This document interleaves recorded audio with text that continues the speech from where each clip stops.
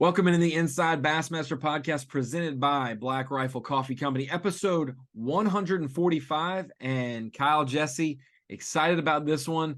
It's been such a long off season, nothing to talk about. Well, here's some good news. We have the Bassmaster Elite Series schedule has been announced for 2024, where the 9 tournament stops will be, what times of the year they're going to be at. You'll see some familiar places on the schedule, but you'll see some different times of the year. And then we did bring in a couple events that we haven't been to in almost a decade, or we've never been there for the Elite Series. So I'm super excited about the schedule. We're going to do a 15 to 20-minute podcast today, just quickly breaking it down and some thoughts about what we expect from each event. So Kyle, your first glance, looking at the schedule, what were you excited about? And then we'll get into each event, specifically to break it down afterwards. My original thoughts were that the season just ended 47 seconds ago, and we're already talking about next season. So that was the first thing I thought of when I saw the schedule, and of course, got to see everybody's lovely reactions all over the place. So that was my first thing that I thought of. Second thing I thought of, I think the one thing you can look at this schedule and say is time of the year, right? I mean, almost every body of water that we're going to.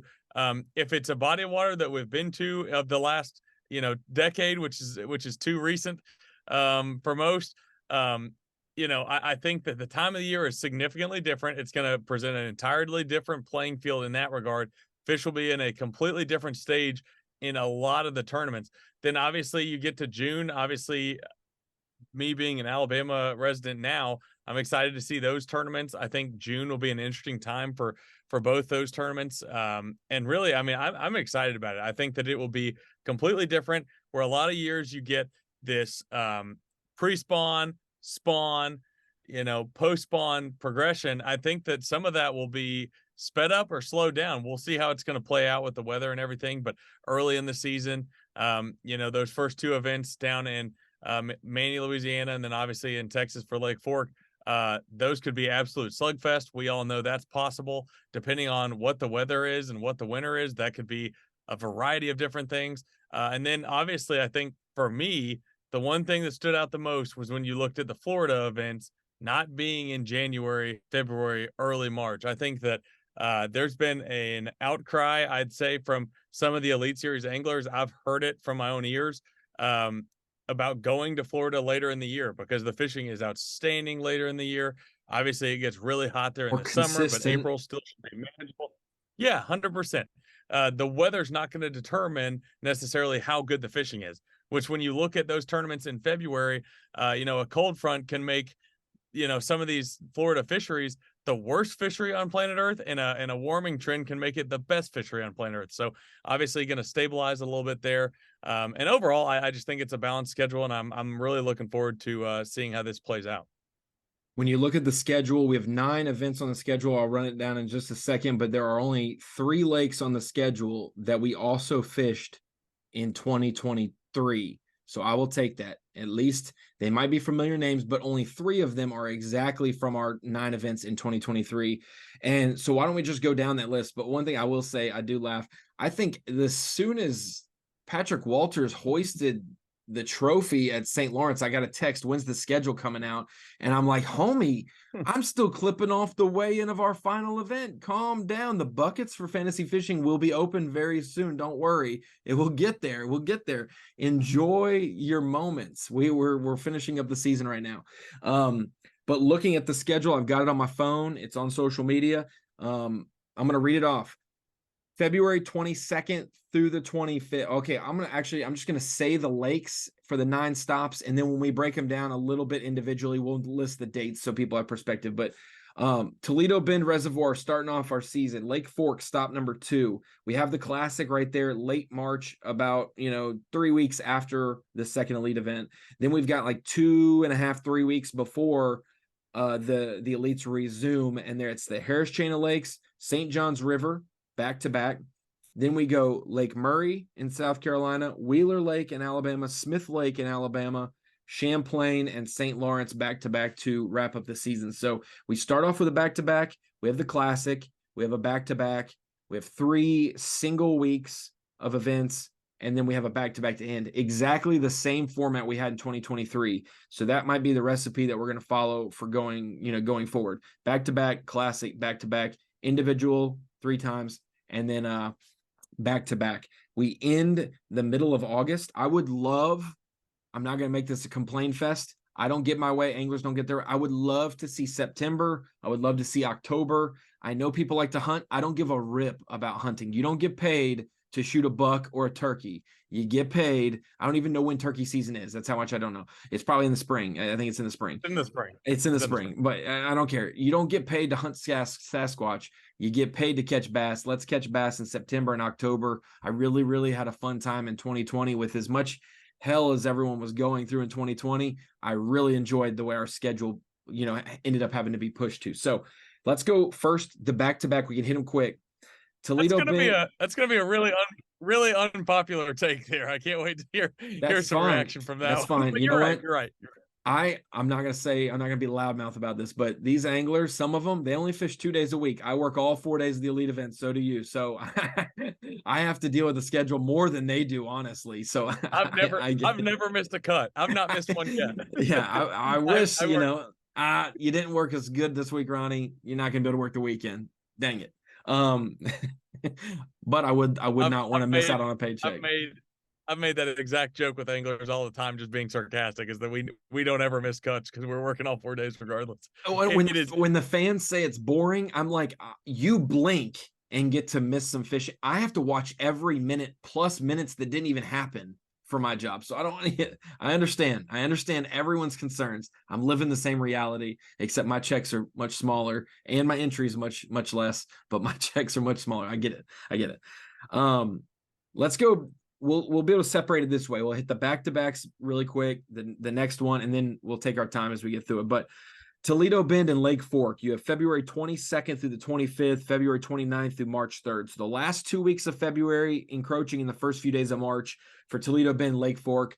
My first initial reaction, we saw Toledo Bend really pop off the first week of April this year for the open schedule, on pace for 100 pounds. Ben Milliken absolutely crushing it. Everybody else, Trey McKinney, everybody else was doing so well. Our next episode's guest, John Garrett, previewing Watts Bar, he was in the top 10 at that Toledo event. Thinking about it, the only time we ever have events at Toledo Bend where people wear their jackets is when we have the college event or the Daryl Gleason victory in the opens at Toledo in January.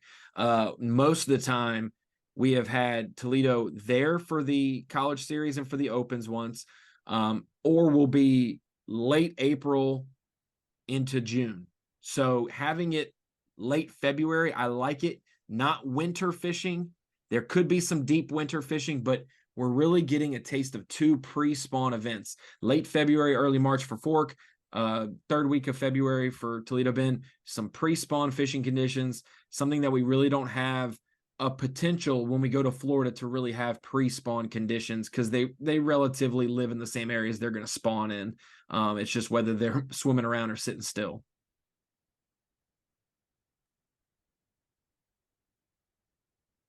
Your thoughts, Kyle, on Toledo Bend, Lake Fork? Yeah, I'm looking forward to those a lot. I've said on here before in the past that, Toledo Bend's one of my favorite lakes. I grew up not fishing there a ton, but in the summers going there on trips. Same way with Lake Fork. I've had the opportunity to fish Toledo Bend in the pre-spawn, like you mentioned, in a college event. It was actually in January, so it was pre-spawn. It was winter. It was not pre-spawn. Yeah, it was the coldest water temps and air temps that area had seen in like decades. So we were lucky enough to fish that one. Go ahead. I think I covered that one, and I had a lot of fun just following Cody Huff around. I didn't care about who else. He was catching them, and it made me warmer watching that. Yeah, it was a tough one, but like I said, one of my favorite bodies of water in the world. It is a huge lake, one of the biggest in the country. That's not a Great Lake, of course, and it should have guys spread out. I think there'll be a lot of things going on there. Big weights. I think that one way or another, guys are going to catch them big time. We've seen in the past on Rayburn and T-Bend, you can make big jumps. That's one of those lakes where you're out of it day one and you can make a big jump. Catching that 30-pound bag is not unrealistic there. And then speaking of 30-pound bags, they're certainly not unrealistic at Lake Fork. Some of the biggest largemouth in the country. Naturally we've seen it in a handful of different times of the year. Spawn dominated one year, post spawn we've seen it in the fall, and then the most recent one obviously being a traditional summertime tournament. So definitely seen it in different varieties, but those two tournaments for me, I'm looking forward to a lot. I just like the idea of starting somewhere in February that's not Florida, just for a change of pace a little bit, and that's what I'm excited about. Yeah, like you said, I think I said it in the preview video we did in studio with Tommy. There's two things about Florida. You go there to start the year because everywhere else is frigid and freezing cold, but also when you go there, it could be a cold front for you, and it absolutely be the hardest place to fish. That's why guys like Brandon Polinick, who are phenomenal almost every single event of the season, struggle in Florida at times because it's such a toss-up. It's really area based. You have to find the right area. You can't just go fishing when it's cold and be able to figure it out. In Florida, those fish react much differently. I know other places have cold fronts and other places have snow. Snow would not make Florida strain bass bite. Unlike smallmouth, spotted bass, largemouth in the Ozarks, things like that. So Florida not starting there, I like it. I like when we are going to Florida as well. The Classic late March at Grand, we've announced that before, but I'm just re-bringing it up. It's a good opportunity to promo the Classic in Tulsa, Oklahoma, March 22nd to the 24th. So a couple weeks after the first two events, it'll be a couple weeks before the next one.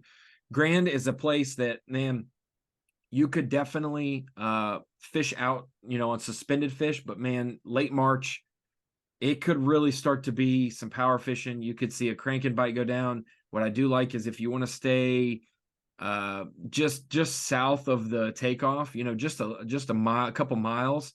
If you're from a couple miles south of takeoff north, shallow, flat areas, Grand a lot better than I have. I've got to cover the Classics there. Really shallow and flat areas. Once you get down past there, what's the place that I'm thinking about, the big point that sticks off there before you get down to the dam. It's got that fancy name to it. I can't think of it on Grand. It's not Bangladesh, but it's like sure.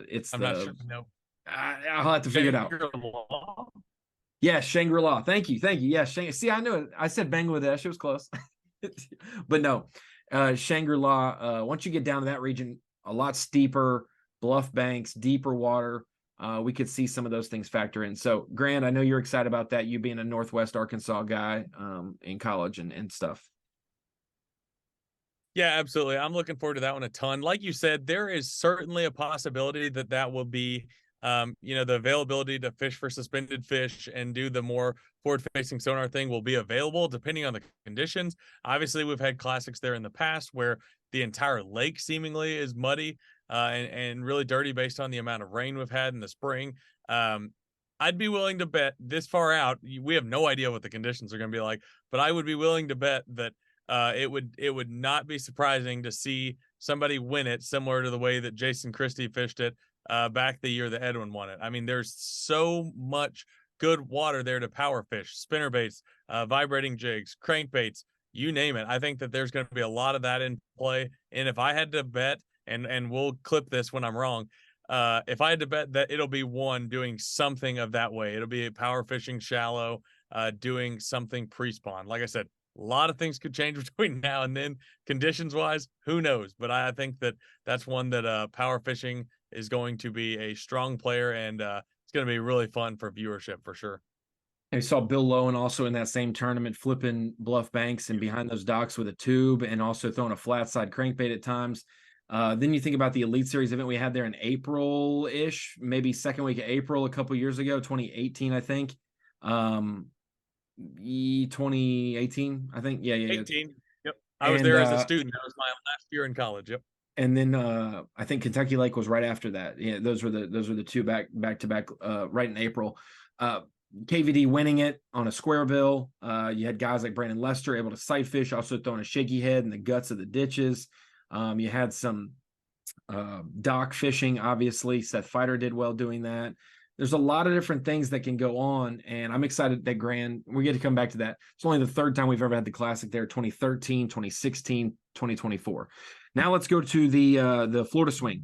April, both events in April, April 11th through the 14th at the Harris Chain, April 18th through the 21st at the St. Johns River. So back-to-back there, Harris Chain to start it in April and St. Johns River to tag in on the road trip there. Super excited about that. The grass potential there, hopefully at the Harris Chain is figured out. Remember, there was only a certain portion of grass and every angler in the field found it and half the field decided to fish there. I think that this opens up Griffin, Eustis, Dora, Apopka a little bit. Then you've obviously got Harris and Little Harris. You got Beauclair and some of those other lakes in there. The opportunity to have, I think I said it in the preview show, 5 or 6 of the lakes represented throughout the weekend from our top 10. That's a real possibility. We could see somebody in every lake doing well. I think it could fish a little bigger. I think these fish could be a lot more active. And I think the winning weight will be much higher than it was in 2022, which for some reason we were so close to the full moon, temps were warming, and boy, it just never fired. It probably fired the Monday through Wednesday after the event, but excited for the Harris Chain. And then St. John's, we've only been there to start the year. First week of the season, mid-February, Valentine's Day, fog delays, whatever. Shouldn't have that issue in April. And boy, I'm excited to see you'll be able to have the main river play. You'll be able to have those dead-end canals play still. That's not the only place they're going to be trapped, those residential fish. You'll be able to have Crescent play. George will probably play. Rodman, if it's in play, should play. I really like the opportunity to fish in April versus February for sure. Yeah, no doubt. Open, the fact that we're going to go to these places that we've been to so frequently, over the history of bass, not just recently, but in the early part of the year, February, I'm just so looking forward to seeing what those places are like in April, because we're there so often in the early part of the year. You kind of forget that the bass still live there the rest of the year, because like the only time you see professional tournaments in general, for the most part, going down there is early in the year. February predominantly is the month that we see those tournaments happen. I'm just really looking forward to seeing what the weights are going to be like. Like you said, the opportunity, it seems like, to be more consistent could make the weights better. Not necessarily that the fish are going to weigh more, just the fact that, if somebody gets on something, it's potential that they could be super, super consistent over the course of 4 days. So really looking forward to both of those. And I'm going to have to check the schedule and see what major league teams are in Florida during the month of April, because we're always there in the early part of the year. Yeah, I thought you were going to say something major league, checking the schedules. I didn't know if there was another pro tournament on the same week as us at the same place. So I just want to keep an eye on that. But I didn't even mention Lake Fork when we were talking Toledo and Fork. We've been there a couple times for sure. Like you said, it seems like a place that, like, okay, we've been there a couple years. We took a break this year in 2023, and then we go there. But I think we've been there in April, May, and then either first week of June or like last week of May, and then November. So we've been there different times of the year. So February, I'm excited for that. It's not the first time we've seen it there. Other tours have fished there early in the year when it's cold. If I don't know if the water really gets drawn down much. I know it was down because last time we were there because the dam was getting worked on, but I don't know if it actually normally drops a ton. So I'll have to look and do some research on that. But if it is a little lower, may fish a little tighter. But if that water is somewhat close to full pool, then man, you could have fish all over the place. And I wonder if it goes into Lee Livesey's wheelhouse even more as the local favorite, or if February is more conducive to somebody else figuring it out.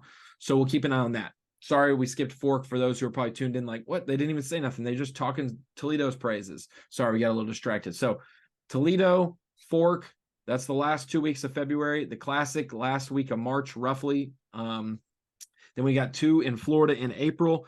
Then we get to the season where it starts to change. Murray, Wheeler, and Smith. 3 separate tournaments, no back-to-backs there. Wheeler, Murray is May 9th through the 12th. Then we have Wheeler, June 13th through the 16th. So 1 month between Murray and 1 month and Wheeler. Then you have back to then 1 week in between Wheeler before you have Smith the last week of June. So Lake Murray, we saw it this year. I'm a Carolinian. I know that February is a freaking really good time at Murray. First week of March, that would be a great time to go to Murray. We were there in April last time, and it was great, spawn and fish. We're going to maybe finally get to see a summer blueback herring place. If you think about Hartwell, we've had it in the spring where the spawn was impacted. We had Lanier pre-spawn. We had Murray spawn last year. This will be maybe a more so post-spawn herring bite that we haven't got to truly see that since Davey Height and Jason Williamson and those guys have all won at Clarks Hill and the Savannah River places and Lake Murray and stuff in the past. And then Wheeler, we get to go back to a Tennessee River place that we haven't been since 2016. We had been there 4 previous times, though, so this is the 5th elite stop, I believe, at Wheeler. We had the iconic KVD Who from Jeremy Starks, and then Jeremy followed through and won that event. I was like, that's the kiss of death saying that, but he ended up winning that event. I think David Walker, Tommy Bifflev won at Wheeler, and then most recently Takahiro winning at Wheeler. So a great to get back to a different TVA place. The Decatur Flats we know well. We got a little taste of it with the Opens, but excited to see that transpire. And then Smith Lake in June.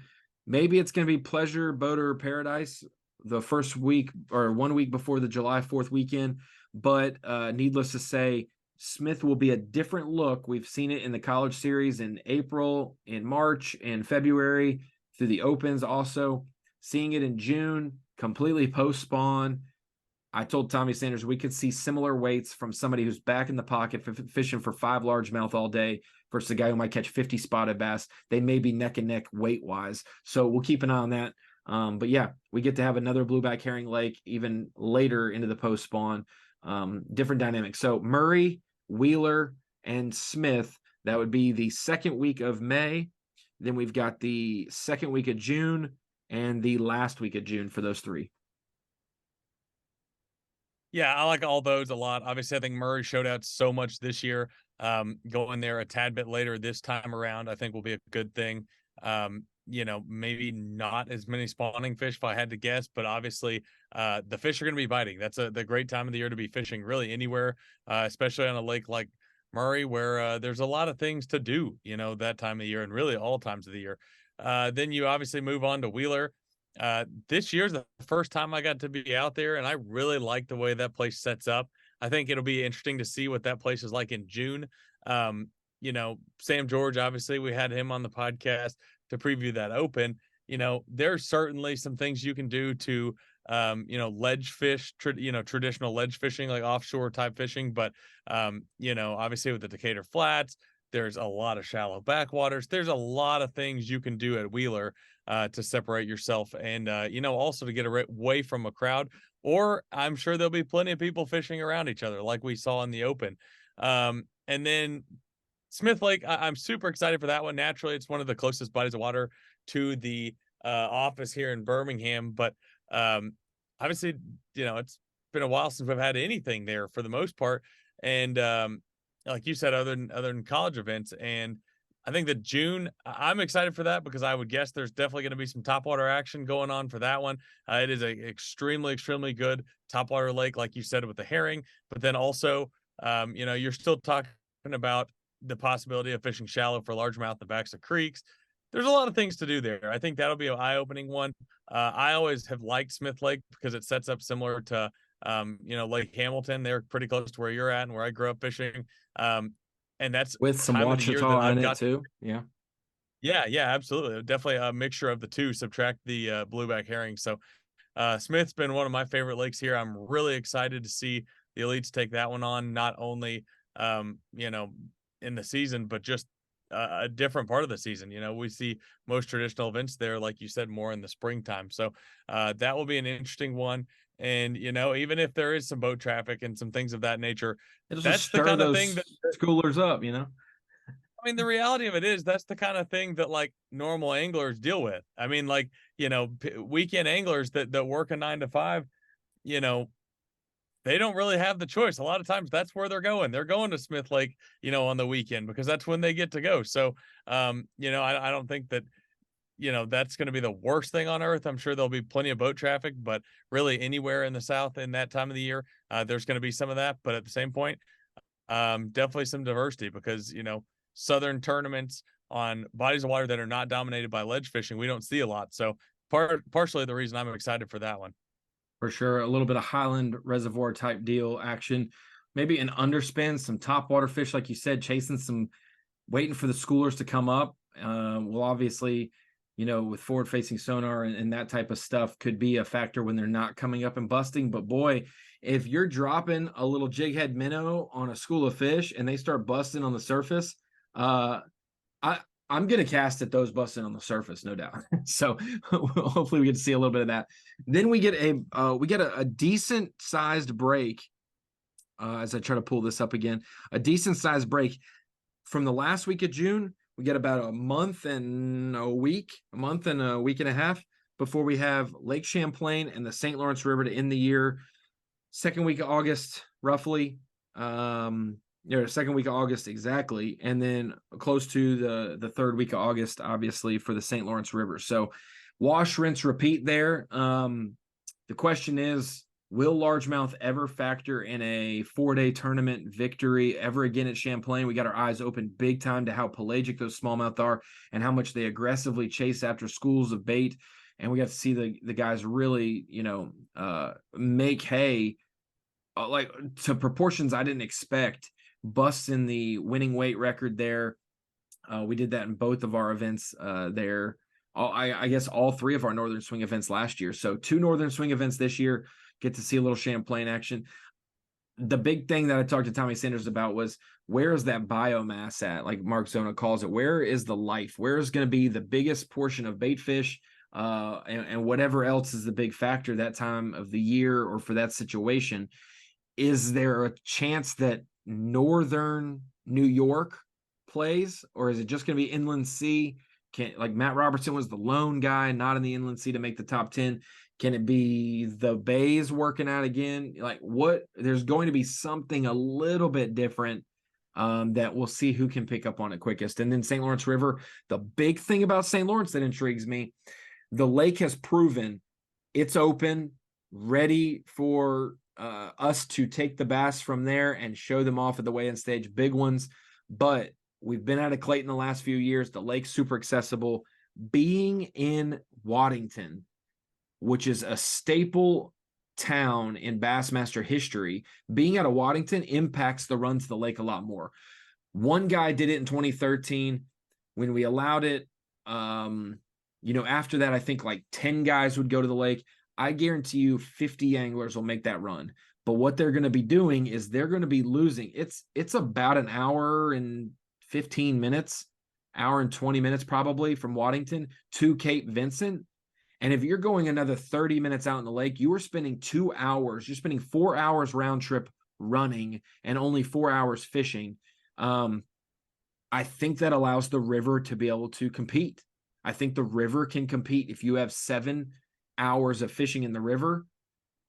I think that, and with a lot less pressure than we would normally have in a river exclusive event, half the field staying in the river and then half of them losing half their tournament time. I think you could see some dynamics and strategy come into play big time on how that's won. Yeah, no question. It's funny how you can go to the same body of water, obviously a huge body of water, when you combine Ontario and the river, of course. But it's funny how you can, completely dictate how the tournament's going to be played, or not completely, but it can have such a big effect based on being out of Clayton or being out of Waddington. Like you said, being out of Waddington, it's going to keep a lot of guys in the river. And, anymore, we almost say that as a bad thing, but every time we have out of Waddington, there's guys that do extremely well in the river. And there's guys that did extremely well in the river, this last time. So it certainly changes things up. I like Waddington, the area as well. I like going back and forth. Naturally, I those decisions are, like you said, they're not ours, but I do like the change in Waddington to Clayton just to change things up. I think it certainly changes the way guys attack it. Storylines, everything. Especially like when you get to Yeah, I was about to say, especially when you get to the end of the season and you're trying to figure, do you play it safe for making the classic? Are you like, do we have a situation like where we did this year where two guys are so close to Angler of the Year that you feel like you have to make that long run, or if you stay close, it just creates so many storylines, and that's what gets me excited for that tournament. And the fact that it's, arguably, not even really arguably, the best smallmouth fishery in the country. So, really excited for that. Who's I'm selfishly arguing? also Who's going to argue yeah, with? yeah, I was gonna say one of the best. It's like, well, you can't even really make that argument. But I will say, selfishly, I do enjoy it too because uh, when we go out of Clayton, some of these guys go so far away that by the time we put the boat in to cover them, even though we're putting in somewhere different than Clayton, it's still like 70 something miles round trip just to go cover one guy, across the lake. So maybe this will keep some of those guys from going quiet as far out there. Maybe it will, maybe it won't. We'll see. But I'm certainly looking forward to those two. Obviously, two incredible fisheries. And yeah, like you said, with Champlain, it seems like this year was really a coming out party for Champlain in that sense, that it was fished differently than maybe we would have expected and we've seen in the past. And I think that, give these guys another go around at Champlain. I think they're going to show it out even more than they did this year. Yeah, I'm really looking to see, what the possibilities are there. The other thing I like about Waddington for St. Lawrence River is that we will probably see some guys being successful shallow. That northeast of Takeoff is a great shallow water area, and it's hard to convince yourself to make that run from Clayton to the northeast when it's closer to go to the lake. So I think it provides options and abilities. You're going to see some guys who are already looking at the schedule and they're like, I hope I'm in the classic by then. But if I'm not in the classic, I'm going to the lake because it's winning in. I'm going to risk it and go. And will the 4 hours per day pay off? 4 hours for 4 days, 16 hours of fishing. Can they get it done versus guys who have 28 to 32 hours of fishing to get it done? We will see. But that's the 2024 Bassmaster Elite Series schedule plus the classic. Toledo Bend, Lake Fork, late February for both of those. Grand Lake, late March. You've got the Harris Chain and St. Johns River, mid to late April. You've got Lake Murray in second week of May, close to mid-May. You've got Wheeler Lake and Smith Lake right in the middle of June and the last week of June. And then you have early to mid-August for Champlain and the St. Lawrence River. Kyle, I'll go ahead and ask. Let's do it. We were wrong. We were right. We were so freaking right the whole season on Century Clubs until we got to the St. Lawrence River. And it doesn't matter if it was windy or not. They smashed our expectations. 4 Century belts. Could have been a 5th if Kyle Welcher had like more than half a day on the final day to fish. He had needed 4 more ounces. Yeah. Toledo, Fork, Harris Chain, St. John's, Murray, Wheeler, Smith, Champlain, St. Lawrence. How many lakes are Century Club? And do we break 10 total Century Clubs this year for anglers? Could be 3 events, but can we break 10? Saying 10, that's tough because a lot of events, even when you have it, you're talking about like 1, 2 guys at max. But I'm going to say we're not going to get to 10 guys, but I'm going to say that there is a certain possibility when you look at the schedule that 2, maybe 3 tournaments could go over 100 pounds. I'm going to say 3. I'm usually the less optimistic one, the one that says that there's no way that it's not going to happen. But I think obviously what we saw with the St. Lawrence River this year, I don't suspect it getting much worse than it was this year as far as the weights are concerned. Probably even better. It seems like they continue to get better with the amount of guys that are starting to dial it in there. And then one of the Florida tournaments, I would say probably Harris Chain. You look at that. If somebody to find, like I said, something super consistent, I don't think it's unbelievable to think you could catch between 24 to 28 pounds a day. If you were able to really, really dial that in. And then obviously both of the first 2 tournaments, especially Lake Fork, I think that at this point you almost just expect that, which seems crazy. But I'm gonna go with 3 tournaments this year. Gonna go Century Club. Yeah, I like 3 as the number as well, and I like Fork, Harris Chain, and St. Lawrence if I had to choose them. I will say as pessimistic as people have been about the St. Johns River, those bass still live there. Whether they have a lot of cover or not, I've heard that they've been planting, and the efforts to get vegetation to naturally come back there is in the process. This year, they're working on that. Hopefully, it's taken hold and doing well by next year. Let's not forget 2019 when it almost broke 100 pounds at the St. Johns River as well. So if I was pleasantly surprised, and let's just say Toledo Bend and St. Johns River jumped up there and did it for us and made 100 pounds, I wouldn't be surprised. I would just be very glad to see some old-timey classic venues for the elites show back up and prove why they've been in the top 5 of the best bass lakes in the world, in the country, via Bassmaster Magazine in the past year. So great schedule. I get it. Some guys will have complaints. No West Coast swing. I hope one day that we can have 1 in California and 2 in Arizona, and we just spend, maybe we start somewhere, we start somewhere in February and do 2 events. We do the Classic. We have a month after the Classic, and we go do 3 straight events out west, maybe, mid-April through May. You have 3 events in 4 weeks. Maybe we could somehow do that. That would be awesome. Maybe we end it with an Amistad or something. Like, who knows? I want it just as bad as you guys want it. But I think if we do a West Coast swing, we have to sacrifice a Northern swing. And I think, honestly, if we put it up to a vote right now, I think a lot of people would just like to take a break from smallmouth events. I'm cool with whatever we do, but it would be cool to see some West Coast events come back if we can make that happen possibly. So on this episode of the podcast, we broke down the schedule. Hope to see you in the next one as well. We were previewing the Watts Bar Bassmaster Open with John Garrett. He'll be our guest. We're coming down to the wire. The last 3 opens of the season. Elite qualification still up for grabs for the top 25 or 30 in the EQ standings. And then also 3 classic spots.